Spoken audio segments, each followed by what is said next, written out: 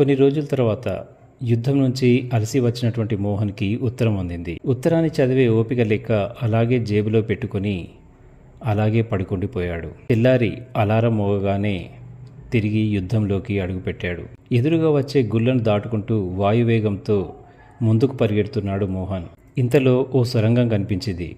అందులోకి ఒక్కసారి దూకాడు. ఎవరూ లేరు. కాసేపు విశ్రాంతి తీసుకోవాలనిపించి అక్కడే ఆగాడు. జేబులో చూస్తే ఉత్తరం తీద్దాం అనుకునే లోపల బయట నుంచి ఒక పిలుపు వినిపించింది. ఏంటా అన్నట్టుగా బయటకు వెళ్ళగానే ఒక్కసారిగా పెద్ద పేలుడు సంభవించింది. అంతే, ఎంతో దూరం ఎగిరిపడ్డాడు మోహన్ నాయక్. ఒక కాలు ఒక చేయి కొట్టుకుపోయింది. ఉన్న ఒక చేతు జేబులో వెతుకుతోంది. వెతగ్గా ఆ ఉత్తరం దొరికింది. కళ్ళు తెరవలేకపోయాడు, కానీ ఆ ఉత్తరాన్ని ఎంతో ప్రాణంగా గుండె దగ్గర అద్దుకుంటున్నాడు. ఇంతలో శత్రు సైనికుడు వచ్చాడు. వీడు బతికున్నాడు, చంపేద్దాం అనుకునేంతలో గుండెపై నలుగుతున్న ఉత్తరాన్ని చూశాడు. ఇందులో ఏముంటుందో అంటూ తీశాడు.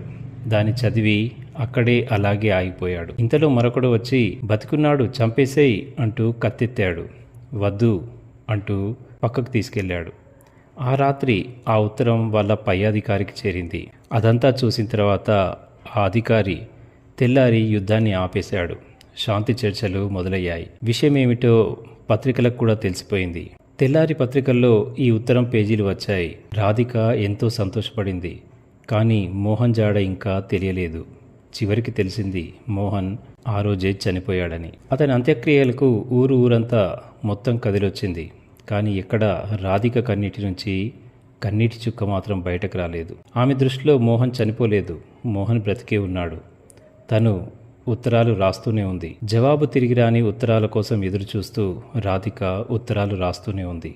ఇలా ఒక ఉత్తరం ఒక యుద్ధాన్ని ఆపేసింది. ప్రేమ ఎలాంటి పనినైనా చేస్తుంది. ఇదండి ఈరోజు సండే స్పెషల్. నచ్చితే ఒక లైక్, ఒక కామెంట్ మర్చిపోకండి. సబ్స్క్రైబ్ తప్పకుండా చేయండి. ధన్యవాదాలు. నేను మీ పవన్ కుమార్ పెంటు.